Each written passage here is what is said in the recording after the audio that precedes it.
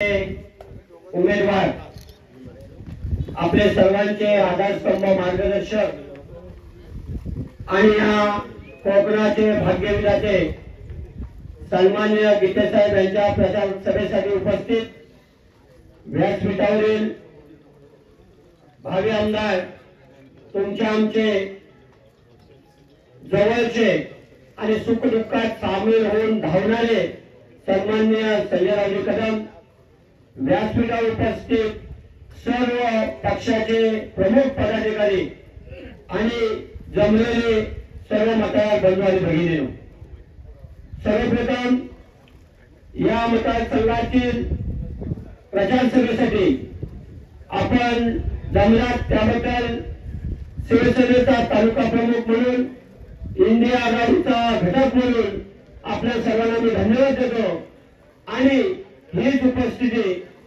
7 मेच्या निवडणूक काळामध्ये सन्माननीय गीते साहेबांच्या मशाली समोरचं बटन दाबून त्यांना आशीर्वाद रूपी मतदान करून भरघोस मताने विजय करायचं आपणास आवाहन करतो। विशेष करून पत्रकारांना सांगेल, हो भाई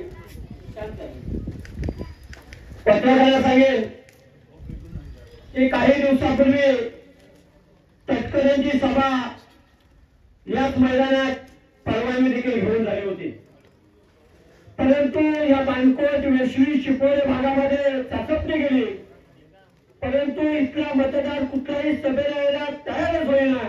शेवटी नामुष्की त्याला ही सभा रद्द करण्याची आली आणि ही फक्त ही सभा आम्ही इथे केली ती फक्त 3 ग्रामपंचायतीची वेळास वेशवी आणि बाणकोट या 3 ग्रामपंचायतची जर आमची सभा निवडून होऊ शकते तर 72 मतदान केंद्राची सभा ही भेट करणार आहे आणि 3 तारखेला सन्माननीय आदित्य साहेब ठाकरे हे मंडळ येणार आहेत, त्यामुळे ती सभा आपण सर्वांनी यशस्वी करायची आहे।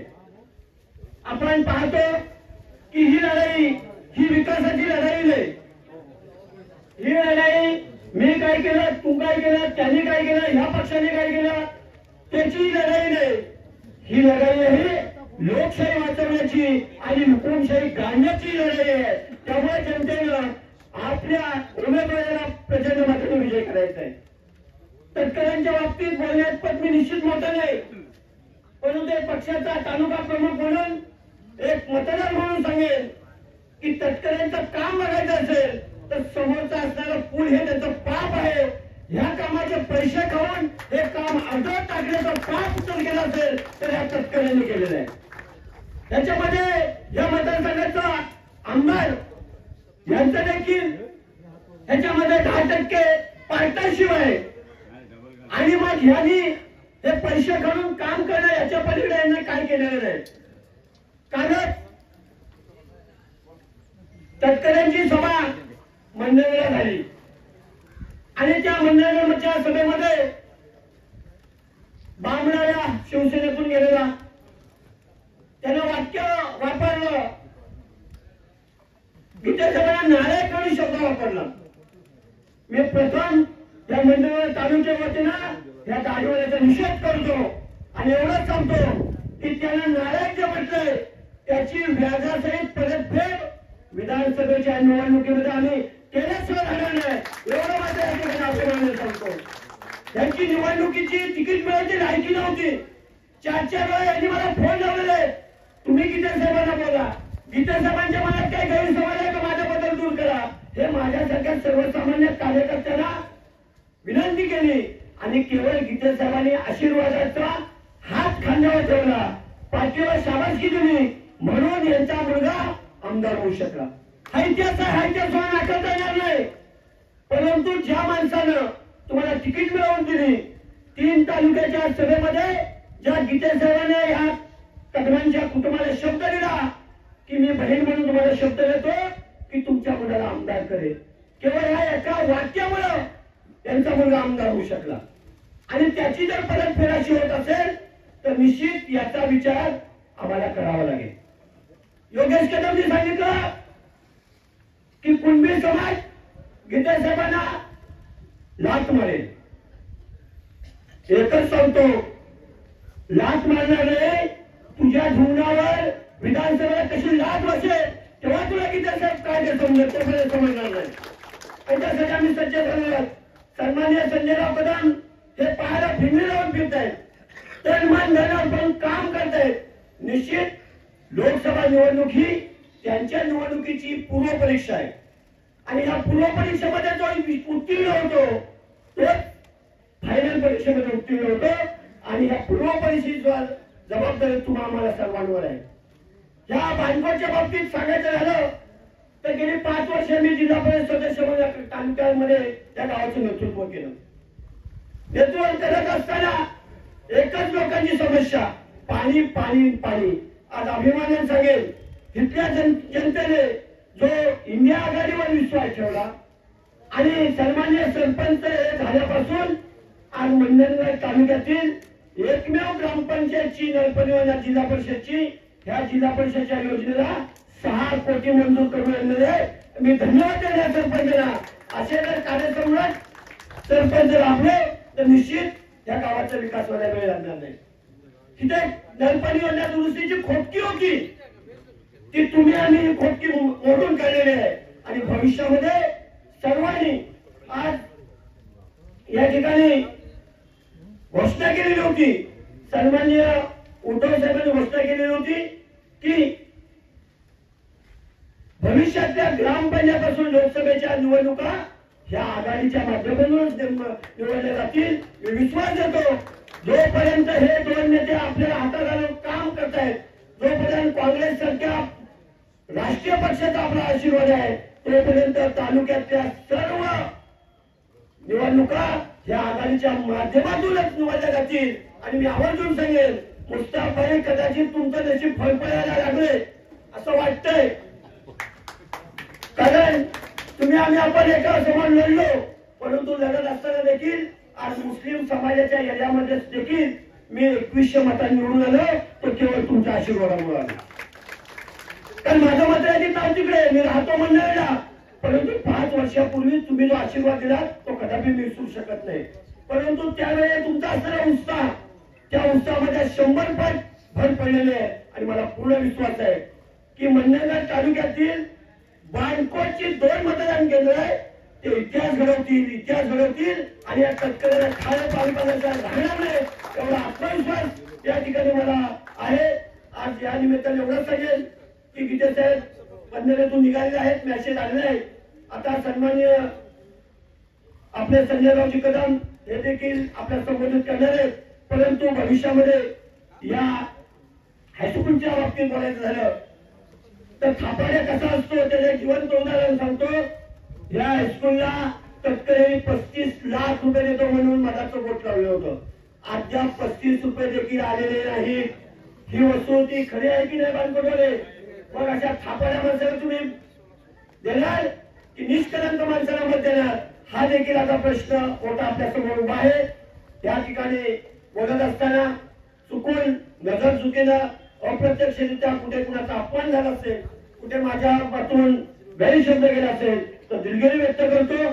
आणि जसे आशीर्वाद अजूनपर्यंत आपण पक्षाच्या या विनयागरच्या उमेदवारांच्या पाठीशी आमच्या कार्यकर्त्यांच्या पाठीशी ठेवले तसे भविष्यात देखील आपण असेच आशीर्वाद आमच्या पाठीशी ठेवाल अशी आशा व्यक्त करतो. आणि पुन्हा एकदा आपण एवढ्या मोठ्या संख्येने उपस्थित आलात तेव्हा धन्यवाद देतो आणि थांबतो. जय हिंद, जय महाराष्ट्र.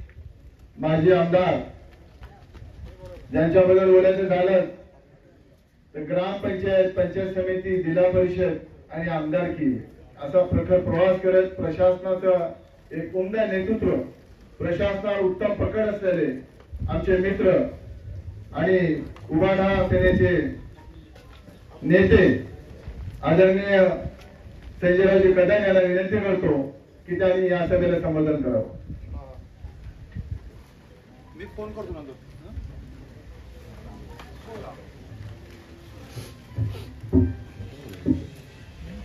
32 रायगड लोकसभा मतदारसंघाच्या प्रचारादरम्यान या ठिकाणी उपस्थित असलेले मंडणगड तालुका काँग्रेसचे अध्यक्ष, ज्येष्ठ नेते आणि जे या सभेत सूत्रसंचालन करतात आमचे मित्र मुस्ताफाई मिरकर, या सभेनिमित्त त्या ठिकाणी उपस्थित असलेले जिल्हा परिषद माजी उपाध्यक्ष आणि मुंबईचे शिवसेनेचे पदाधिकारी महेशभाई गणवे असतील, आमचे प्रवीणजी लाड साहेब असतील, नंदू शिर्के असतील, बेरोचे साहेब असतील, मुजीरभाई दाभेळकर, अल्पसंख्याक सेलचे अध्यक्ष आमचे मोबिनभाई, महिला आघाडी प्रमुख शर्मिलादेवी कदम, बाजूला सरपंच मॅडम, या कार्यक्रमानिमित्त त्या ठिकाणी उपस्थित असलेले निर्भय बनो आणि राजकारणाशी त्यांचा दुरावा संबंध आहे, पण ते मोदी बाबत प्रचंड चीड आहे. देश त्याच्यामध्ये देशाला अडचणीत आणणारा नेतृत्व, त्याच्या विरोधात काम करणारे निर्भय बनाची टीम मध्ये जे काम करणारे प्राध्यापक समेसर, दीपकजी भोसाळकर, वल्लभभाईकर दादा, आमचे सदस्य वर्ग ज्यांनी आता काय काय तुम्हाला या ठिकाणी सांगितले ते आमचे ज्येष्ठ कार्यकर्ते दौलतरावजी पोस्टुरे, पोस्टुरे आमचे दौलतरावचं नाव ते नेहमी तोडत ना, वशिमभाई या ठिकाणी या गावचे सरपंच, तिन्ही गावचे या ठिकाणी सर्व सन्मान्य पदाधिकारी. कारण मला परवा 2 दिवसापूर्वी सांगितलं दौलतराव पोस्टुरे हे 5 तारखेपर्यंत तिथे होते असतील, त्याच्यानंतर त्यांच्यावर अन्याय होईल आणि त्याच्यावर अन्याय झाल्यानंतर ते तुम्हाला परत त्या ठिकाणी सांगितलं, असं मला त्या लोकांकडे त्यांच्या गाडीतल्या लोकांनी सांगितलेलं आहे, उपस्थित त्या ठिकाणी पत्रकार बंधू आणि मित्र. कारण अन्याय कधी होतो ते आम्हाला माहिती आहे आणि मग अजून ते थोडे दिवस ते थांबतील. विशेषतः या ठिकाणी लोकसभेची निवडणूक आहे. बाबा ही निवडणूक आहे ग्रामपंचायत नाही, पंचायत समितीची नाही, जिल्हा परिषद नाही, ही निवडणूक आहे लोकसभेची. गेल्या वेळेस या ठिकाणी लोकसभेच्या निवडणुकीमध्ये तटकरेंचं भाषण होतं.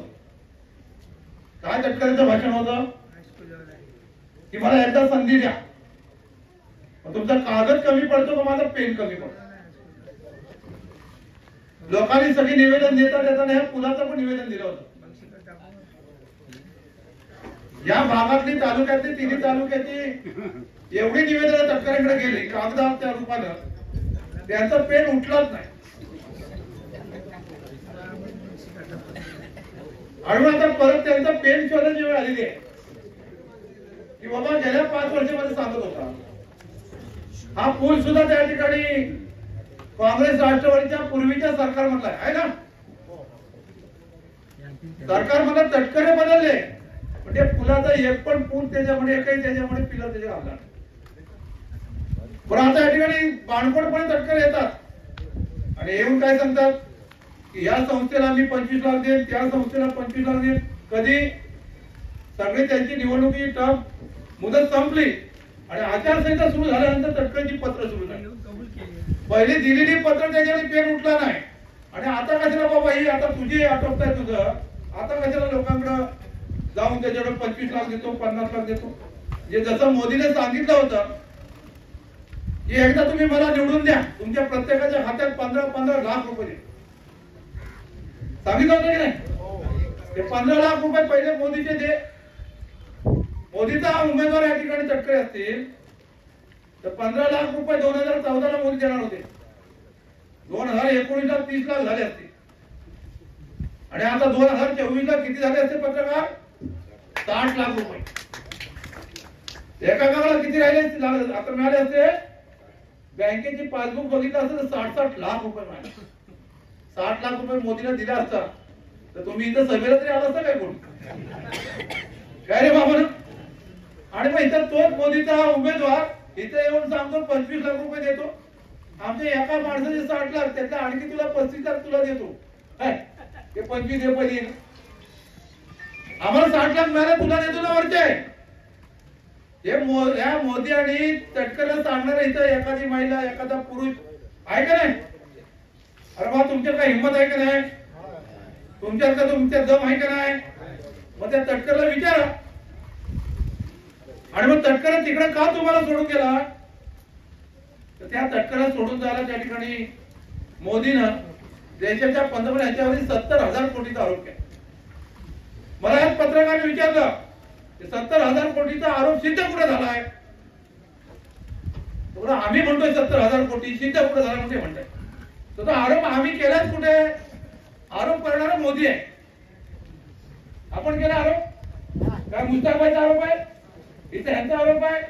तुमचा आरोप आहे मोदीने ह्याला चोर ठरवला तटकरेला की ह्यानं 70,000 कोटी खाल्ले. मग मोदीने सांगायचं की ह्यानं 70,000 कोटी रुपये नाही त्याच्याकडं, मी बोललो ते खोटं आहे. 15 लाखात जसे तुम्हाला बनवलं तसे ह्याला 70,000 कोटी बनवलं. आणि मग थोडी तरी लाच शरम असेल तटकरेला, तर त्याने त्या मोदीची उमेदवारी नाकारली पाहिजे ना. माझ्या बाबा 70,000 कोटीचा आरोप केला, मी बाबा तुझ्या उमेदवारी घेणार नाही, मी तुझं कमळ घेणार नाही. पण हा चिखलात अडकलेला तटकरे याचे 70,000 कोटी वाचवायला उमरपणे मी पडलो तरी चालेल, लोकांनी पाडले तरी चालेल, नाही तर तुझ्या बाबा ते जेलमध्ये ईडी सारखं मला बसवशील आणि मग मी माझे सगळं दहन झालंच आहे. इथे निखिल वागळे म्हणून पत्रकारांनी एक प्रेस कॉन्फरन्स तटकरची घेतली. त्या प्रेस कॉन्फरन्स मध्ये काय सांगितलंय की हो तटकरे साहेब, तुमच्या मुलाची तुमची ही एवढी प्रॉपर्टी कशी काय. आणि म्हणून तटकरेची आणि निखिल वागळेची प्रेस कॉन्फरन्स झाली. तर त्या प्रेस कॉन्फरन्स मध्ये निखिल वागळेने सांगितलं की तटकरे साहेब, तुमची 800 एकर जागा तुमची कुठे कुठे आहे तेवढे आम्हाला सांगा. ते म्हणजे सांगताच येत नाही एवढी आहे. आता 800 एकरचा शेतकरी तटकरे आणि त्याच्यानंतर त्याला सांगितलं तुमच्या मुलाच्या नावावरती आरटीआय मध्ये 32 कंपन्या दिसतात. किती? 32 कंपन्या. मुलाचं वय किती? 10व्या वर्षात. तटकरचा मुलगा 10 वर्षाचा असताना त्याच्या नावावरती 32 कंपन्या. आणि इथं काय बोंबलतोय, एक बेकार वाटल्याने सगळ्यांना नोकऱ्या देऊ. अरे आमची पोरं इथं नोकऱ्या नाहीत, पगार नाही, धंदा नाही, पोरांची लग्न होई नाही, पोरं अशीच म्हातारी व्हायला लागले. आणि हा गडीच आहे, त्या पोराला 10व्या वर्षी 32 कंपन्या. 10व्या वर्षीचा माणूस केवढा असतो? 10व्या वर्षीचा मुलगा 7व्या वर्षी पहिली तिसरीला म्हणजे चड्डी बांधता येत नाही. ज्याला चड्डी बांधता येत तो 10व्या वर्षी त्याच्या 32 कंपन्या. हे कुणाला हे सगळी तुमची आमची लूट घेऊन त्याच्यामध्ये आणि म्हणे सगळं यांच्यावरती शरद पवारने अन्याय केला आणि म्हणे आता हे पक्ष सोडून गेले. रामदास कदम तिथं माझ्यावरती इथं राष्ट्रवादी आहे आणि सगळे चोर आहेत आणि म्हणजे राष्ट्रवादी या ठिकाणी चोर असल्याकडे ना ढसा ढसा ढसा रामदास कदम घडायला. रडताना पण लोकांनी सांगितलं एवढा कसा काय रडतो, 2 मिनिटं कसा काय हसतोय. नंतर कळालं की ह्या ठिकाणी हा बाम लावून रडतो. रडला कधी बाम लावून रडणारा रामदास कदम का रडत होता की तटकरे त्याच्यामध्ये या सरकारमध्ये आहे आणि मग तटकरेचं दुःख त्याला सहन होई नाही. आणि मग रामदास कदम खुर्चीत ना हे डोळा पुस हा डोळा पुसे आणि तुमच्या खाडीत जेवढं पाणकोळचं पाणी नाही तेवढं रामदास कदमाच्या डोळ्याचं पाणी. आणि मग डोळ्याचं पाणी काढणारे रामदास कदम आज प्रचार कुणाचा करतायत? ज्या तटकरेच्या नावाने रडत होते तेच रामदास कदम आज तटकरेचा घड्याचा प्रचार करतात. तटकरेचा घड्याचा प्रचार सांगणार इकडे मी शिवसेना प्रमुखांचे विचार उजवतोय आणि मग आता उद्धवजीने असं केलं म्हणून मला रडू आवडले नाही. मग आता नाही काय रे बाबा. आणि म्हणजे विचारलं काय त्याच्या ठिकाणी पोराला माज आलाय. पोरगा सांगायला लागलाय की गीते साहेबांनी ग्रामपंचायतीला ह्या निवडणूक लढवा. मग आम्ही म्हणतो रामदास कदम पण सोसायटीची निवडणूक लढवावी. काय रे बाबा, रामदास कदमला आपण सांगू तू पण सोसायटीची निवडणूक लढ. नंतर एखाद्या आमची ग्रामपंचायतीची वोट निवडणूक लढ. काय ही बोलण्याची पद्धत आहे. आणि म्हणून या ठिकाणी रामदास कदमाच्या पोरानं काल सांगितलं टीव्हीला, आपण सगळे टीव्हीचे इथे पत्रकार सिल्वर टीव्हीचे चॅनल वाले काय सांगितलंय की 2019ला गीतेसाहेब जिंकले ते रामदास कदमाच्या कुटुंबामुळे. काय रे सुभाष, 2019ला गीतेसाहेब जिंकले ते रामदास कदम योगेश कदममुळे. अरे कलड्या तुला माहिती पाहिजे हारले का जिंकले ते लोकांना सांग ना. तटकरे तर मग बाजूला खासदार म्हणून नाव घेऊ नको. 2019ला गीते हारले आणि हा सांगतो आमच्या कुटुंबावर गीते जिंकले. याचा काय चरस गाजा काय गाजा पिऊन काय भाषण करतो की काय. 2019ला जिंकले ना. आता टीव्हीचा मी त्याचा बाईट पाहिला योगेश कदमला आणि ते सांगितलं 2019ला आमच्यामुळं आनंद गीते जिंकले. अरे बाबानो 2014ला रामदास कदम यांनी गद्दारी केली. आणि त्यावेळेस त्या ठिकाणी गीते साहेब शिवसेना पक्षप्रमुख त्या ठिकाणी उमेदवारी दिली आणि त्यावेळेसच रामदास कदम आणि पोरांनी गद्दारी केली, तेव्हा त्या ठिकाणी गीते साहेब निवडून आले आणि देशात केंद्रीय मंत्री झाले. का रामदास कदम सोबत नव्हता. आणि मग आता 2019 ला रामदास कदम सोबत होता, योगेश कदम सोबत होता, गीते साहेब पडले. आता तोच रामदास कदम आणि योगेश कदम तटकर सुनील तटकरच्या सोबत आहे. आता सुनील तटकर हे पण त्या ठिकाणी पडणार आहे. कधी सोबत घेतली की माणसं पडली. आणि म्हणून ह्यांच्या अशी वाईट माणसं राजकारण सातत्यानं शिवसेना प्रमुखांच्या कुटुंबावरती बोलणं, चारित्र्यावरती बोलणं, याच्यावर बोल त्याच्यावर बोल. मुस्लिम समाज या ठिकाणी आता नुकताच नमाज, आता रमजान महिना झाला ना, ईद बी झाली, किती जणांनी उपवास धरला होता. हात वर करा बघू दे, हात वर करा बघू दे. एक सगळ्यांनी नमाज उपवास झाला. रमजान त्या ठिकाणी उपवास झाला. पवित्र महिन्यामध्ये सगळं कुराण बिराण पठण केलं. कुठं उन्हाळ्यामध्ये आंबा बिंबा दिसत होता, का खायला का दुपारच्या आले नाही, उपवास होता. पण नमाजावरती या ठिकाणी बोलणारा एखादा वाईट माणूस असेल, आजानावरती एखादं वाईट बोलणं असेल, तर त्याला तुम्ही कोण घरात घ्याल का? कुणी कुणाच्या धर्मात जन्माला येणं, मुसलमान म्हणून मुसलमानच्या जन्माला येणं हे कोण काय ठरवून येतो? आणि मग कुणाच्या धर्मावरती कुणाच्या वाईट बोलत असेल तर त्याला घरात घ्यायचं का? आणि मग तुमच्या इथे काही नमाज पडणारे लोक सुद्धा त्यांचे दलाल आहेत. काही लोक दलाल आहेत, या ठिकाणी परवानगी मिळू नये आणि म्हणून ते दलाल त्या ठिकाणी त्यांना सुद्धा नमाज कधी हात होणार नाही. याच रामदास कदमनी एका स्टेजवरती नमाजावरती आणि आदानावरती बोलला का नाही? मग या ठिकाणी जो प्रामाणिक माणूस जो धर्माला जातो, नमाज आणि आदान पडतो, जो मशिदीत जातो, तो खरा मुस्लिम असेल, तो आम्हाला मतदान करेल, अनंत गीतेला मतदान करेल. आणि जो नमाज आणि आदान पडत नाही तो रामदास कदमाकडे जाईल, शिवेरड्या रामदास कदमाकडे. काय रे बाबा, काय तू काय मुस्लिम आहे? आणि मग अशी लोकांची दलाल, अहो कष्टाने केलेले पैसे त्याच्यामध्ये कधी हजम होत नाही. हे रामदास कदमाचा तटकरीचा पापाचा पैसा घेऊन कुणाला हजम होणार आहे? त्यांचे घरचे खळखळ लागले की समजायचा रामदास कदम ओरडतोय आपल्यात. त्यांचा घसा खळखळ लागला की समजायचा तटकरी आलाय पलीकडनं 70,000 कोटी घेऊन. आणि हे सगळ्या ठिकाणी आपण त्याच्यामध्ये एक या ठिकाणी कार्यक्रम त्याचा पाहिला. आमच्याकडे खेळला धरणं बांधली, धरण 14 कोटीची प्रशासकीय मान्यता आणि 150 कोटी रुपये खर्च. 150 कोटी रुपये खर्च, त्याच्या पुढे पण पाणी नाही, अलीकडे पण पाणी. हे पैसे सगळे यांच्याकडे गेले, ते आता निवडणुकीत दिसत आहे. आणि मग मोदीने 70,000 कोटीचा घोटाळा काढलाय. त्या 70,000 कोटी मध्ये आम्ही जरा चर्चा करत बसलो की त्याच्यामध्ये 70,000 कोटीच्या घोटाळ्यामध्ये तटकरेंचं वय किती? तर वय तटकरेंचं वय सुद्धा अजून 70 झालं नाही, अजून गडी 70च्या आतच आहे. मी या ठिकाणी चर्चा केली बँकिंग क्षेत्रात.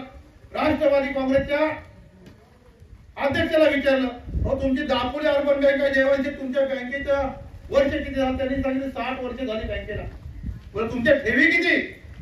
तर त्यांनी सांगितलं 450 कोटी. किती वर्षात? 60 वर्षांमध्ये दापोली अर्बन बँकेच्या 450 कोटीच्या ठेवी. इथे रत्नागिरी जिल्हा बँक आहे, रायगड जिल्हा बँक आहे, सिंधुदुर्ग जिल्हा बँक आहे. या तिन्ही जिल्ह्यामध्ये कोकणामध्ये पतसंस्था आहेत, इतर बँका असतील, त्यांच्या सगळ्यांच्या मिळून 25 ते 30,000 कोटीच्या पण बेलन्सेस आहेत, ठेवी नाही. परंतु एकट्या तटकरेकडे 70,000 कोटी आहे. तटकरेचं वय 70 नाही, पण अख्या 30 जिल्ह्यात जेवढा पैसा नाही एवढा लुबाडलेला पैसा 70,000 कोटी त्याच्यामध्ये. आणि मग याचा माज येणार आहे. आणि हा काय करतो घडी? वर्ग आमदार, पोरगी मंत्री, आदित्यच्या मध्ये मराठी सगळ्यांना हा सगळा काय होईल त्या पैशात. आणि मग त्या पैशाला त्याचे दलाल या ठिकाणी फिरतात. आणि मग दलालांचा हिशेब करायचा ना. तुमच्याकडे एवढे पैसे असतील तर या इथं बाणकोट मध्ये आम्ही मुस्ताफाईचं दुकान टाकू आणि संपूर्ण सगळ्या तालुक्याची जेवढी लाईटची बिल आहेत ती मुस्ताफाईचं देऊ.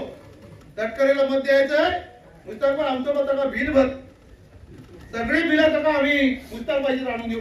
काय मुस्ताफा मुस्तफाबाई काय करेल, या सगळ्याची बिल आता तुम्ही एसी लावा, आणखी काय त्याच्या लाईटवर काय काय करा, चूल पेटवा, चुलीवरचं खा, हवा खा, आणखी काय काय बिल आणेल ते आम्ही भरणार आहे. कारण तटकरेचा पैसा आम्ही बाणकोटमध्ये आणून ठेवले.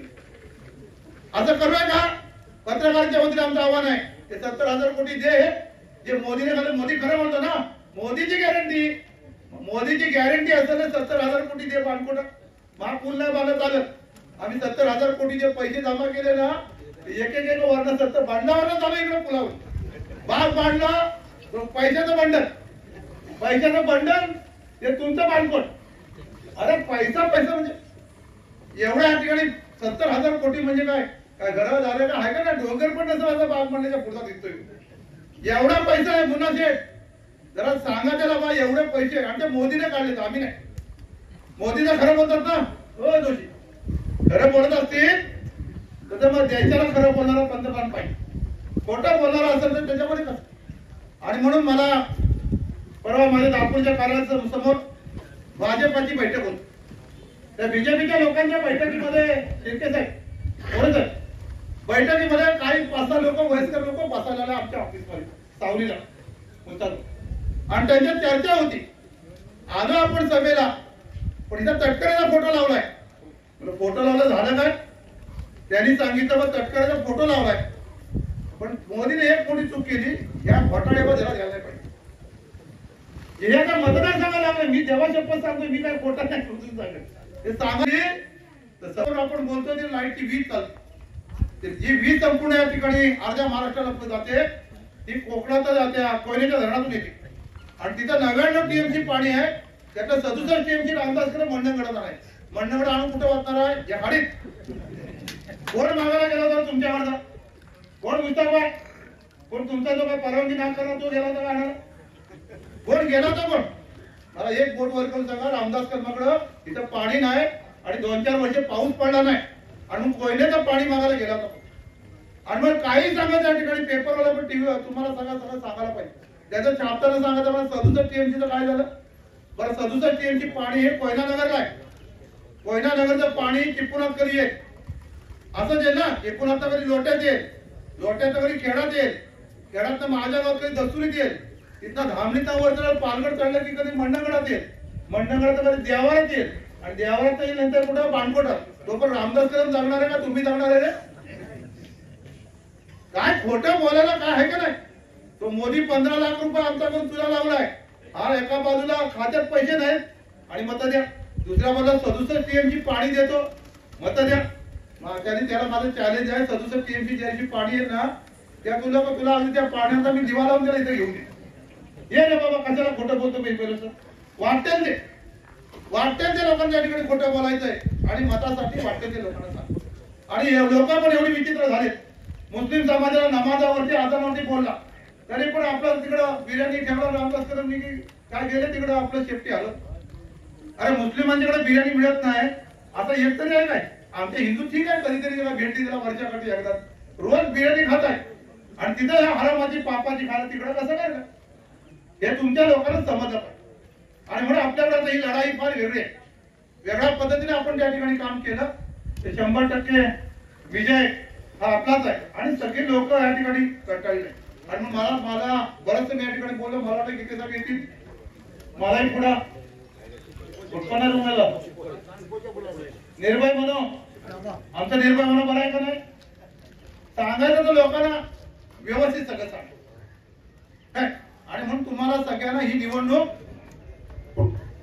वेगळ्या पद्धती घ्यायला लागेल. इथं शेतकरी असेल, सर्वसामान्य असेल, सगळे व्यापारी असतील, विद्यार्थी असेल, इथे एकनाथ शिंदे सांगतोय जरा एकनाथ शिंदेचे आपण कम्पेअर करू.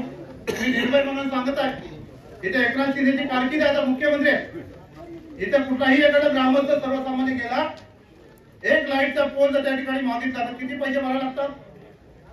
काय बाबांनो, जाणं आमदार आहे इथं रामदास कदम बोंबलतोय. एकनाथ शिंदेच्या कारकिर्दी आता सुरू आहे तर मुख्यमंत्री आहे. एक लाईटचा पोल जर मागितला तर 20,000 रुपये भरावे लागतात. किती? अरे किती? 20-25,000 रुपये एका पोलला. मग काँग्रेसच्या राजवडी अख्ख्या गावात बाणकोट मध्ये 25 लाईटचे पोल आले.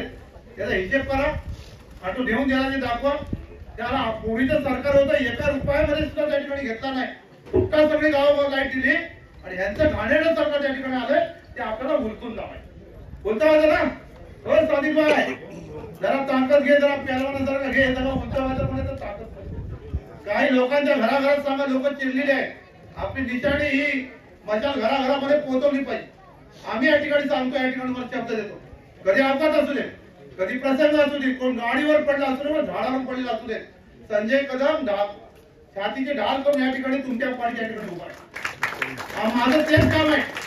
आमच्या पाठीची फार मोठं असं कोण नाही, माझ्या पाठीची सर्वसामान्य लोक आहेत. आणि म्हणून मी त्या पद्धतीने या ठिकाणी काम करतो. हे रामदास कदम हे सगळं सांगता आलं काय नाही. कधी माझ्या विरुद्ध प्रचार करायचा काय सांगणार रामदास कदम? संजय कदमच्या पायात चप्पल नव्हती, मी दिली. आता हा प्रचाराचा भाग झाला. संजय कदमच्या पायात चप्पल रामदास कदम दिली. अरे मग कुठल्या काळात चप्पल आणली ती सांगशील का नाही?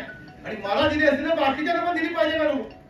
माझ्या पॅन्ट नव्हती माझ्या अंगामध्ये, पॅन्ट दिली. शिवलीच कुठे याचं आणून मला कापड लावलं तर.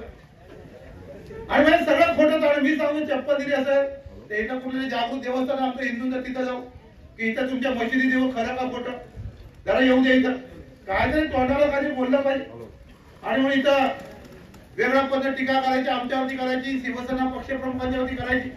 शिवसेना पक्षप्रमुखांची टीका करत असताना ते आता यांनी टीका केली, रामदास कदम सांगितले उद्धव ठाकरे बाळासाहेबांचा मुलगाच नाही. आणि नंतर मुलगा नाही म्हटल्यानंतर बरेचसे शिवसैनिक महाराष्ट्रातील लोक चिडली, असलं काय भाषण करायला लागलं, हे लोकांना सहन झाला नाही. आणि मग बऱ्याचशा चिडलेल्या कार्यकर्त्यांनी रामदास कदमचा निषेध म्हणून एक गाढव तयार केले. रामदास कदमाचा तोडला आणि मग तोंड हे सगळे लावल्यानंतर चपला मारले, जोडे मारले. 4 दिवसानंतर रामदास कदम वटणीवर आला, माझ्याकडे चूक झाली. मग बोलला कशाला तिथं, तुला बोलायला कोणी सांगितलं? काहीतरी तोंडावर हात ठेवली पाहिजे. सगळ्या लोकांच्या समोर त्यांनी माफी मागितली. आणि नंतर मग त्याच्या व्हॉट्सअपवरती कमेंट्स आल्या. काय कमेंट्स आल्या सादिक भाई? की होय रामदास कदम, तुझं एवढा शिवसेना प्रमुखांना तुला दिलाय, सगळं काय तुझं केलं. एका दारूच्या भट्टीवर असणारा रामदास कदम, दारूची भट्टी घालणारा रामदास कदम, एवढं सगळं काय दिल्यानंतर जेव्हा तुला सगळं भरभरून दिलं आणि आज तू उद्धव ठाकरे बाळासाहेबांचा मुलगा नाही. आणि म्हणून काही जणांनी मोबाईल मध्ये नंदूबाई कमेंट्स येतात. काय कमेंट्स आले त्याला? होय रामदास कदम, तू एवढा शिवसेना प्रमुख पक्षाच्या वरती एवढं वाईट वाईट बोलतोस. तुझी उंची किती? तुझी उंची किती? तर तुझी उंची 4 फूट. मग तुला झालेले 6 फूट तुझं कशावरून? आणि माता सुरुवातीला दिलगिरी व्यक्त करतो, कारण यायला मला उशीर झाला. काल शेवटची सभा माणगाव मोरगाला झाली. आपल्यापैकी काही मंडळी त्या सभेला उपस्थित होती. म्हणजे मोरब्याच्या इतिहासातील विक्रमी सभा ही शरद पवार साहेबांची काल मोरब्यात संपन्न. यापुढे मोरब्याला एवढी मोठी सभा कधी पाहिली नव्हती. आणि त्यामुळे मुक्काम माणगावला होता. आता माणगावला मुक्काम आहे कळल्यानंतर महाडमधून काही कार्यकर्ते भेटायला आले. तिथून निघायला थोडा उशीर झाला. येताना म्हापरळ पंढेरी मार्गे आलो आणि म्हणून मग म्हापरळच्या मोहल्ल्यात मला थांबवण्यात आलं. तिथं स्वागत करण्यात आलं. तिथे काही वेळ गेला. पुढे पंढेरीला आलो, तिथं थांबवण्यात आलं. तिथे माझं स्वागत झालं आणि त्यामुळे तिथे थोडा वेळ गेला आणि म्हणून या ठिकाणी यायला मला उशीर झाला. त्याबद्दल मी दिलगिरी व्यक्त करतो. सगळ्यात प्रथम या माझ्या माता भगिनींना धन्यवाद देतोय की ज्या इथं मोठ्या संख्येने उपस्थित आहेत. एकदा त्यांच्याकरता जोरदार टाळ्या होऊ द्या. कारण आपण वेळ सकाळी 10ची दिली होती, बरोबर ना? त्यामुळे किमान 11 वाजता इथं आलेले आहेत सगळे म्हणजे. आणि 11 वाजता यायचं म्हणजे 10 वाजता घर सोडलेलं आहे. काही त्याच्याही अगोदर, त्याही अगोदर काही घर सोडलं असेल. आणि आता घड्याळात जवळजवळ 1:30 वाजत आलेला आहे. आणि म्हणून सहनशीलतेचा फार अंत मी पाहणार नाही. फार मोठं राजकीय भाषण सुद्धा करण्याची गरज आहे असं मला वाटत नाही. इथं मुस्ताक मिरकर बोलत होते. त्यांनी बाणकोटचे विविध प्रश्न, अनेक समस्या त्यांचा उल्लेख या ठिकाणी केला आणि आता जे आपले प्रतिस्पर्धी आहेत विकासाच्या नाव विकास विकास विकास करत जे फिरत आहेत त्यांचं स्मारक इथे डाव्या बाजूला एक उभा आहे.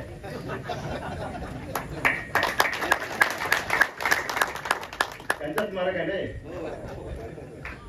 तुम्हाला आठवते की नाही मला माहित नाही, पण मला आठवतंय 300 कोटीचा हा पूल आहे.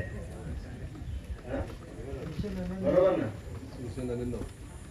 399 कोटी. बरोबर आहे. 99 मी कमी बोललो. 399 कोटीचा हा पूल आहे. कुठलीही तरतूद नसताना, अर्थसंकल्पीय कुठलीही तरतूद नसताना त्या पुलाचं भूमिपूजन केलं होतं. ठेकेदार नेमला होता, वर्क ऑर्डर दिली, सगळं काय झालं. आता या सगळ्या तपशिलात आपल्याला जायची गरज नाहीये, पण हा उल्लेख मी एवढ्यासाठी केला या निवडणुकीच्या निमित्तानं मी एक माझं पत्रक काढले. मतदारांना जे आवाहन करण्याकरता जे मी पत्रक काढले, अपील केले, त्यामध्ये या सागरी महामार्गाचा मी उल्लेख केला. कारण हा जो सागरी महामार्ग आहे हा गेल्या अनेक वर्षांचा प्रलंबित असलेला प्रश्न आहे. कारण हा राज्य सरकारच्या कक्षेतील, त्यांच्या अखत्यारीतील आहे.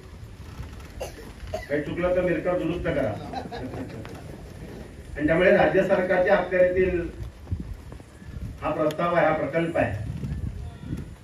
मला आठवत आहे ज्या वेळेला आपला आंबेडचा पूल बंद झाला, त्याची दुरुस्ती करण्याची गरज होती किंवा नवीन पूल बांधण्याची दुरुस्ती होती आणि वाहतुकीकरता पहिल्यांदा बंद केला. त्यावेळेला केंद्राचे रस्ते वाहतूक मंत्री नितीन गडकरी होते आणि मी अवजड उद्योग खात्याचा मंत्री होतो. आणि माणगावच्या रेस्ट हाऊसला मी एक बैठक लावली होती. नितीन गडकरींना बोलवलं होतं, महाराष्ट्राच्या बांधकाम खात्याचे सगळे अधिकारी बोलवले होते, चीफ इंजिनियर पासून त्यांच्या सेक्रेटरी पासून सगळे, आणि नॅशनल हायवे अथॉरिटीचे सुद्धा अधिकारी उपस्थित होते, रस्ते वाहतूक मंत्रालयाचे अधिकारी उपस्थित होते. आणि मग ती चर्चा करत असताना त्यावेळेला साधारण 50 कोटी रुपये दुरुस्तीवर खर्च करावा असा प्रस्ताव होता. मी म्हटलं दुरुस्तीवर खर्च करा, त्याला काही माझी ना नाही आहे, कारण तो पूल लवकर सुरू होणं गरजेचं आहे, पण याला पर्यायी नवीन पूल बांधणं सुद्धा गरजेचं आहे. दुरुस्त करून हा पूल फार काळ टिकेल असं मला वाटत नाही. आणि मग ती चर्चा, त्याचा सगळा रेकॉर्ड आहे, त्याचे सगळे मिनिट्स आहेत. ती चर्चा सुरू असताना सागरी महामार्गाचा उल्लेख मी केला की हा अतिशय महत्वाकांक्षी असा प्रकल्प आहे. म्हणजे हा जर प्रकल्प पूर्ण झाला तर आपल्या सर्वसामान्य किनारपट्टीवर असलेली, सागरी किनाऱ्यावर असलेली जेवढी पण गावं आहेत, जेवढाही प्रदेश आहे, या सगळ्या सागर किनाऱ्यावरच्या या सगळ्या गावांच्या विकासाला फार मोठी चालना या सागरी महामार्गामुळे मिळू शकणार आहे. आणि म्हणून तो अत्यंत महत्वाचा प्रकल्प आहे, पण तो राज्य सरकारचा प्रकल्प आहे. राज्याकडे तेवढी तरतूद नाही. तुमच्या माहिती करता सांगतो, जेव्हा पहिल्यांदा मुंबई गोवा महामार्गाच्या 14 पुलांचं आम्ही भूमिपूजन केलं रत्नागिरी हातखंब्याला, गडकरीच मंत्री होते, मी केंद्रीय मंत्री म्हणून त्या भूमिपूजन सोहळ्याला उपस्थित होतो. आणि त्यावेळेचे महाराष्ट्र राज्याचे बांधकाम मंत्री त्या समारंभाला उपस्थित होते. आणि जेव्हा पहिल्यांदा हा पूल, आपण 14 पुलांचा, फक्त 14 पूल, रस्ता नव्हते, जेव्हा 14 पुलांचं भूमिपूजन केलं तेव्हा त्या रस्त्याचं टोटल जे एस्टिमेटेड कॉस्ट होती ती 1800 कोटी रुपये होती. जेव्हा पहिल्यांदा आपण मुंबई गोवा महामार्ग करण्याचा निर्धार केला तेव्हा त्याची टोटल कॉस्ट ही 1800 कोटी रुपये होती. आणि मग त्या मंत्र्याने आपल्या भाषणात सांगितलं की तुमच्या एका रस्त्याची एस्टिमेटेड कॉस्ट 1800 रुपये आहे, 1800 कोटी आहे, आणि माझा बजेट आहे 800-700 कोटीचा आहे. बांधकाम मंत्री सांगतो, कुठून आम्ही कामं करणार, कशी आम्ही कामं करणार. आणि म्हणून मी नितीन गडकरींना म्हटलं की राज्य सरकारच्या कक्षेतलं हे काम त्यांच्या अखत्यारीतलं नाही आहे, आर्थिकदृष्ट्या त्याला परवडणारं नाही आहे, ते करू शकणार नाही. आणि म्हणून आपण हा रस्ता नॅशनल हायवे अथॉरिटीकडे हा आपण वर्ग करून घेऊया. आणि मी त्यावेळेचे पहिले बांधकाम मंत्री छगन भुजबळ जेव्हा होते तेव्हा त्यांना विनंती केली होती की हा मार्ग आपण केंद्र सरकारकडे वर्ग करा. तोही ठराव त्या माणगावच्या बैठकीमध्ये झाला होता, त्यावरही चर्चा झाली होती. आणि म्हणून मी आज मुद्दामून तो विषय घेतलाय. हा मार्ग मार्गी लागलाच पाहिजे, सागरी मार्ग झालाच पाहिजे. कदाचित या सागरी महामार्गावरच्या या रस्त्यावरती आनंद गीतेचं नाव कोरलं असेल असं मला वाटतंय. आणि म्हणून आता हा मार्ग म्हणजे याला प्रायोरिटी दिलीच पाहिजे. माझ्या त्या पत्रामध्ये मी आता आवर्जून असे अनेक प्रकल्प आहेत आपल्याकडे की जे अर्धवट अवस्थेमध्ये आहेत, बंद पडलेले आहेत, कोट्यावधी रुपये खर्च झालेले आहेत. आता हे 300 कोटीतले किती खर्च झाले 399 मध्ये मला माहित नाही. तुम्ही जर आरटीआय मध्ये माहिती काढली की तुम्हाला कळलं किती खर्च झाले, किती काढले, किती खर्च झाले. आणि आता ह्याची व्हॅल्यू 0 आहे. म्हणजे हे गेलेत सगळे खाडीमध्ये वाहून गेलेले आहेत सगळे, काय राहिलेलं नाही शिल्लक. आता नव्यानं त्याचा लेआउट काढावा लागेल, नव्यानं सर्वे करावा लागेल, नव्यानं संपूर्ण त्याची भौगोलिक चाचणी करावी लागेल, जमिनीची जिओलॉजिकल सर्वे करून घ्यावा लागेल आणि मग नवीन पुलाचं नवीन एस्टिमेट बनेल.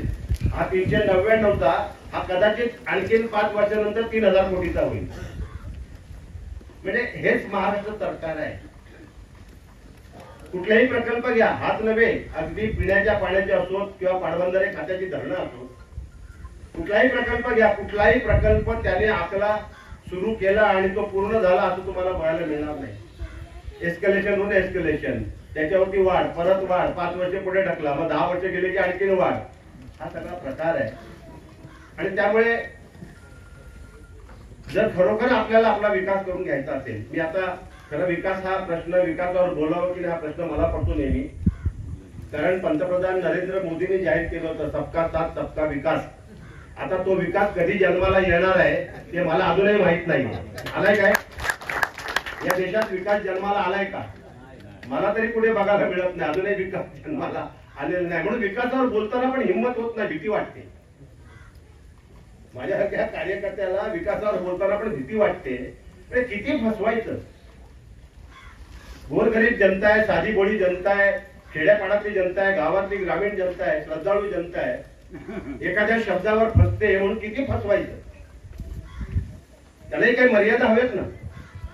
आणि म्हणून आता यापुढे ही फसवाफसवी थांबली पाहिजे. थांबवायची ना का नाही थांबवायची आहे? बरोबर ना?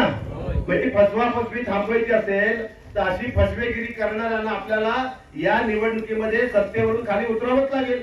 उतरवायचं ना, दुसरा पर्याय नाही राहिले. आणि म्हणून मग फार मोठं राजकीय भाषणाची तशी गरज आहे असं मला वाटत नाहीये. कारण आता मतदार सुज्ञ झालेले आहे, मतदार जागृत झालेला आहे. मी कालही माझ्या त्या मोरब्याच्या सभेत सांगितलं की माझा विश्वास या मतदारसंघातल्या जनतेवर आहे, माझा विश्वास या मतदारसंघातल्या मतदारांवर आहे. आणि मला खात्री आहे की मतदाराने निर्णय घेतला आहे आणि ते मला विक्रमी मताने विजयी करणार ना. हा विश्वास आहे. आणि त्यामुळे निश्चितपणे या निवडणुकीमध्ये आपण जिंकणार आहोत. ही निवडणूक आपण निश्चितपणे, पण ही निवडणूक का जिंकायची? माझ्या अगोदरच्या अनेक वक्त्यांनी त्याचा उल्लेख केला असेल. सगळेच मुद्दे इथं मी काही घेणार नाही. पण ही निवडणूक आज दुर्दैवाने या देशाला स्वातंत्र्य मिळाल्यापासून 1947 15 ऑगस्ट 1947 ला आपल्याला स्वातंत्र्य मिळालं. बरोबर आहे ना? तो ब्रिटिशांचा झेंडा आपण खाली उतरवला आणि आपला तिरंगा झेंडा आपण फडकवला. युनियन जॅक म्हणतात त्याला, त्याला थोडा आठवडा वेळ लागला. ब्रिटिशांचा जो झेंडा त्याला युनियन जॅक म्हणतात. तो आपण युनियन जॅक उतरवला आणि आपला तिरंगा झेंडा फडकवला. पण 47 ते 50 26 जानेवारी 1950 या 3 वर्षामध्ये पंतप्रधान झाले होते, सरकार आपलं आलं होतं. पण जी लोकशाही आपल्या देशामध्ये आज आपण अनुभवतोय ती लोकशाही काय या 3 वर्षात जन्माला आली होती. त्या लोकशाहीचा जन्म झाला 26 जानेवारी 1950, ज्या दिवशी बाबासाहेब आंबेडकरांनी जी राज्यघटना लिहिली आणि जी राज्यघटना, जे संविधान आपण स्वीकारलं आणि ती राज्यघटना संविधान स्वीकारून 26 जानेवारी 1950 ला हा देश प्रजासत्ताक राष्ट्र झालं. म्हणजे प्रजेनं प्रजेसाठी चालवलेलं प्रजेचं राज्य, लोकांनी लोकांसाठी चालवलेलं लोकांचं राज्य. आता हे लोकांचं राज्य राहिलंय का? राहिलंय का? वाटतं का तुम्हाला हे लोकांचं राज्य आहे? तुम्हाला काही स्वातंत्र्य बोलायचं राहिलंय का? विरोध करायचं स्वातंत्र्य राहिलंय का? टीका करायचं स्वातंत्र्य राहिलंय का? जेवढ्या पण शासकीय यंत्रणा आहेत, तपास यंत्रणा आहेत, या यंत्रणांचं स्वातंत्र्य राहिलंय का? ईडी काय आता 2014 ला जन्माला आला काय? ED enforcement department Modi prime minister झाल्यानंतर जन्माला आलाय का? अरे त्या अगोदर पण होता ना, होता की नव्हता? इन्कम टॅक्स काय आता 2014ला जन्माला आलाय का? होता ना अगोदर पण का नव्हता? सीबीआयचा आता जन्म झाला का 2014ला? ते पण होतं ना. या सगळ्या शासकीय तपास यंत्रणा या देशाला स्वातंत्र्य मिळाल्यानंतर, हे राष्ट्र प्रजासत्ताक झाल्यानंतर राज्याची राष्ट्राची गरज लक्षात घेता जसे जसे आपण कायदे करत गेलो त्या त्या कायद्याप्रमाणे, त्या कायद्यांच्या आधारे या सगळ्या संस्था जन्माला आल्या. या सगळ्या संस्था कायद्याच्या आधारे जन्माला आलेल्या आहेत. आणि या संस्थांचा जन्म विधिमंडळात, लोकमंडळामध्ये, त्या संसदीय मंडळामध्ये झालेला आहे. पण यापूर्वीच्या कुठल्याही सरकारने या संस्थांचा दुरुपयोग केला नाही. या काँग्रेसवर आरोप करतात पंतप्रधान नरेंद्र मोदी 70 साल में क्या किया. आणि जर 70 साल में क्या किया जर काँग्रेसला विचारता तर एवढं तर मान्य करा की त्या 70 वर्षात काँग्रेसने या यंत्रणांचा दुरुपयोग तरी केला नाही. केला का? करू शकत होते ना. पण त्या काँग्रेसनं अनिबद्ध सत्ता होती, 70 वर्ष राज्य केलं, पण त्यांनी सत्तेचा यंत्रणांचा दुरुपयोग केला नाही. केला का? मग आता या सगळ्या यंत्रणांचा दुरुपयोग करून लोकशाहीचाच गळा घोटण्याचं काम सुरू आहे. आज लोकशाहीचा गळा दाबायचं काम सुरू आहे. एकदा जर लोकशाहीचा गळा दाबला आणि लोकशाही मृत पावली तर हुकुमशाही या देशात येईल. आपल्याला चालेल? चालणार का? अरे या लोकशाहीने आपल्याला आचार स्वातंत्र्य, विचार स्वातंत्र्य, मत स्वातंत्र्य, बोलण्याचं स्वातंत्र्य, वागण्याचं स्वातंत्र्य, खेळण्याचं स्वातंत्र्य, नाचण्याचं स्वातंत्र्य, गाण्याचं स्वातंत्र्य हे आपल्याला लोकशाही दिले ना. ज्या दिवशी लोकशाही नष्ट होईल त्या दिवशी हे स्वातंत्र्य आपल्याला राहणार नाही. मग आपण हुकुमशाही मान्य करणार का? म्हणून मग आता लोकशाही वाचवण्याकरता आणि ज्या संविधानानं, ज्या घटनेनं एक नागरिक म्हणून आपल्याला या देशामध्ये जगण्याचा अधिकार दिलाय, प्रत्येक नागरिकाला, तो कुठल्याही जातीचा असो, धर्माचा असो, पंथाचा असो, कुठल्या प्रांताचा असो, कुठल्या भाषेचा असो, जो जो या देशाचा नागरिक आहे त्या नागरिकाला घटनेनं ज्यांना इथे राहण्याचा अधिकार दिलेला आहे. आणि मग आता ज्या घटनेनं नागरिकांना अधिकार दिलाय त्या अधिकारावरती जर अतिक्रमण होणार असेल, त्या नागरिकाचा अधिकार जर हिरावून घेतला जाणार असेल तर त्याला विरोध करायचा की नाही? करायचा ना. का चूक आहे काय? कारण या भूमीमध्ये, या मातीमध्ये असलेल्या प्रत्येकाला, अरे जगाच्या पाठीवर ही लोकशाही का मानली जाते, का आमचं कौतुक केलं जातं, का आम्हाला आदर्श म्हणून स्वीकारलं जातं, तर भारत असा एकमेव देश आहे. जगात अनेक देश आहेत, पण या अनेक देशांमध्ये, शेकडो देशांमध्ये तुम्ही गेलात तर त्या देशांमध्ये एकच जात, एकच धर्म, एकच भाषा असे देश आहेत ना. एकच धर्म, एकच भाषा. अरे हा भारत एकमेव देश आहे की इथे किती भाषा आहेत. दर 20 मैलावर भाषा बदलते. तुम्ही आपल्या देशात फिरलात, रस्त्याने जर गेलात तर दर 20 मैलानंतर भाषा बदलते. जे आम्ही मराठी म्हणतो त्या मराठीमध्ये किती भाषा आहेत? 5,000च्या वर. जी कोकणी म्हणतो कोकणीमध्ये किती भाषा आहेत? बरोबर ना. आपली दर 20 मैलाने भाषा बदलते. त्यामुळे विविधतामध्ये एकता, अनेकतामध्ये एकता असा आपल्याला हा भारत देश आहे. आणि म्हणून जगातला आदर्श देश आहे. कारण आपल्याकडे विविधता आहे, अनेकता आहे, पण अनेकतामध्ये एकता आहे. म्हणजे एकता टिकवायची की नाही? जर या एकतेला कोणी सुरुंग लावेल तर मान्य करायचा का? मग सगळं विसरा बाकी. जर मान्य करायचं नसेल तर आपल्याला हेवे दावे, काल काय घडलं, परवा काय घडलं, हे सगळं विसरायचंय. मला आनंद या गोष्टीचा आहे की इंडिया आघाडी म्हणून माझ्या सर्व घटक पक्षांनी हे सगळं विसरून राष्ट्रहिताकरता, देश वाचवण्याकरता, लोकशाही वाचवण्याकरता, संविधान वाचवण्याकरता आज इंडिया आघाडी एकत्र आली. बरोबर ना? त्याकरता इंडिया आघाडी एकत्र आली आणि ही आपली जबाबदारी आहे. या देशाचे नागरिक म्हणून आपली जबाबदारी आहे. हा लढा आपल्यासाठी लढायचा आहे, हे लक्षात ठेवा. हा लढा तुम्हाला तुमच्यासाठीच लढायचा आहे. तुम्ही लढाल तर जिंकाल. बरोबर ना? हा लढा लढाल तर जिंकाल. मग लढायचं की नाही? हा लढा तुम्हाला तुमच्यासाठीच लढायचा. हा लढा आपल्याला आपल्यासाठीच लढायचा आहे.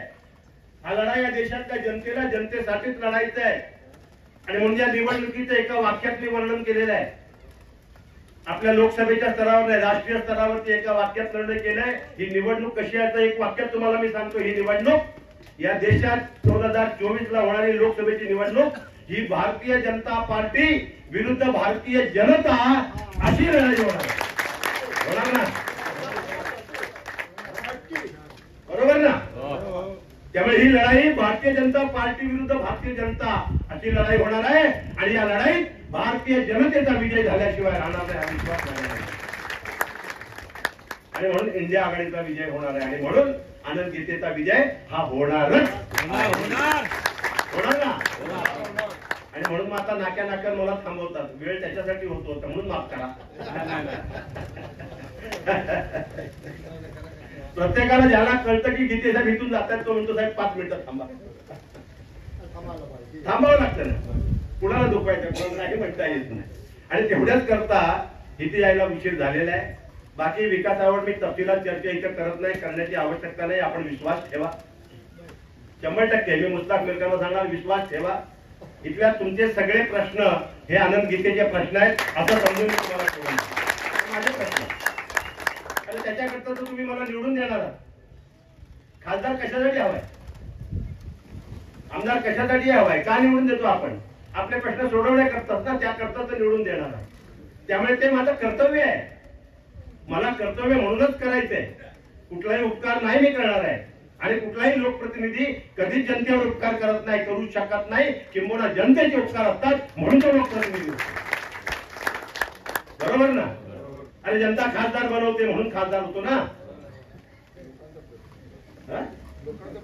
लोकांचा प्रतिनिधी. आणि म्हणून मग आपली जी लोकशाही आहे ही पार्लमेंटरी डेमोक्रेसी हा विषय खूप मोठा आहे. याच्यावर बोलू तेवढं कमी आहे, सांगू तेवढं कमी आहे. पण या पार्लमेंटरी डेमोक्रेसीने आपल्याला या देशात सन्मानानं जगण्याचा अधिकार दिलेला आहे, स्वाभिमानानं जगण्याचा अधिकार दिलेला आहे. हा आपला अधिकार कुणीही हिरावून घेऊ शकत नाही. आणि जर हिरावून घेण्याचा प्रयत्न झाला तर तो आम्ही हाणून पाडल्याशिवाय राहणार नाही, ही भूमिका घेऊन येणार, बरोबर. आणि म्हणून अधिक वाचण्याची गरज आहे का? खूप उशीर झालाय, डोक्यावरती ऊन आहे, सूर्य आहे. खरं म्हणजे आता ही कामाचे दिवस आहेत, टमाटर आंबा काढणीचे सगळे, बरोबर ना. आणखीन एक फक्त गोष्ट तुम्हाला सांगून मी थांबतो, कारण आपला हा सागर किनारा आहे. सुदैवानं खूप मोठा सागर किनारा आपल्याला, 170 किलोमीटरचा सागर किनारा हा आपल्या या महाराष्ट्राला लाभलेला. मी पलीकडचा गुजरातचा नाही त्याच्या, पण महाराष्ट्राला लाभलेला सागर किनारा आहे. पश्चिम सागर किनारा जवळजवळ 170 किलोमीटरचा आहे. आणि या 170 किलोमीटरच्या सागर किनाऱ्यावर राहणारा जो आमचा बांधव आहे, मग तो जातीने कुणी असो, म्हणजे मुस्लिम धर्माचा असो किंवा हिंदू धर्माचा असो, बहुसंख्य समाज हा मासेमारी करणार आहे, बरोबर आहे. मोठ्या प्रमाणात सगळेच करतात. म्हणजे जसे मुस्लिम बांधव मासेमारी करतात तसे आमचे कोळी करतात, खारवी करतात, माझ्या कुणबी समाजाचे लोक सुद्धा किनाऱ्यावर मासेमारी करतात. त्यामुळे किनाऱ्यावर राहणारे सगळे मासेमारी करतात या सागर किनाऱ्यावर.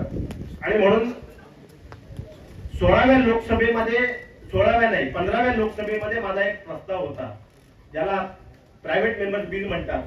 खासदाराला एखादं विधेयक मांडता येतं, ते विधेयक मी मांडलं होतं. आजही ते विधेयक माझं सभागृहामध्ये मंजूर होत नाहीत. खासगी विधेयक तुमच्या माहिती करता सांगतो तांत्रिकदृष्ट्या, कारण जर मंजूर झालं तर तो सरकारचा पराभव असतो आणि म्हणून तांत्रिकदृष्ट्या होत नाही. सरकार हात जोडता, विनंती करता, ठीक आहे तुम्ही जो काय प्रस्ताव मांडला त्याच्यावर आम्ही विचार करतो, तुम्ही हा प्रस्ताव मागे घ्या, आणि मग मागे घेता. पण सरकारला त्यावर निर्णय घ्यावा लागतो. 15व्या लोकसभेमध्ये मी प्रस्ताव मांडलेला आहे, माझा ठराव आहे. आता पुन्हा ही संधी तुम्ही मला देणार आहात. मी त्या ठरावात मागणी केली आहे की जसं शेतकरी आहे, बरोबर आहे की नाही, आणि शेतकऱ्याला जशी नुकसान भरपाई मिळते, कारण त्याची शेती आहे म्हणून तो पिकं घेतो, बागायत करतो, शेती करतो. जे सागरी किनाऱ्यावर राहणारे अनेक मच्छीमार बांधव आहेत ज्यांच्याकडे 1 इंच सुद्धा घरापलीकडे जमीन नाही, बहुतेकांची घरं सुद्धा सरकारी जागेवर असतात, बरोबर आहे ना. सरकारी म्हणजे स्वतःच्या घराची पण जागा नसते. आणि म्हणून तो मी प्रस्ताव मांडला होता की जसं शेती आहे त्याप्रमाणे माशाची जी मासेमारी करणारे आहेत त्याला मत्स्य शेती मानून शेतीचा दर्जा द्या, ही मागणी 15व्या लोकसभेत मी खासदार म्हणून केली. आणि ज्या दिवशी शेतीचा दर्जा मिळेल त्या दिवशी सगळे शेतीचे जसे लाभ शेतकऱ्यांना मिळतात तसे मासेमारांना सुद्धा मिळू शकतील, मिळाले पाहिजेत या मताचा आहे, म्हणून त्याचा उल्लेख केला. आता आणखीन सगळ्याच गोष्टींचा इथे चर्चा करत नाहीये. यानंतर बोलण्यापेक्षा जे करता येईल ते करू. विश्वास ठेवा की तुम्ही जे स्वप्न तुमच्या मनात बाळगलं असेल किंवा जो काही तुम्हाला भौतिक विकास साधायचा असेल ते करण्याकरता जे आवश्यक कृती आहे ती निश्चितपणे तुमचा खासदार म्हणून आनंद गीते केल्याशिवाय राहणार नाही, हा विश्वास व्यक्त करतो आणि इथं थांबतो. जय हिंद, जय महाराष्ट्र.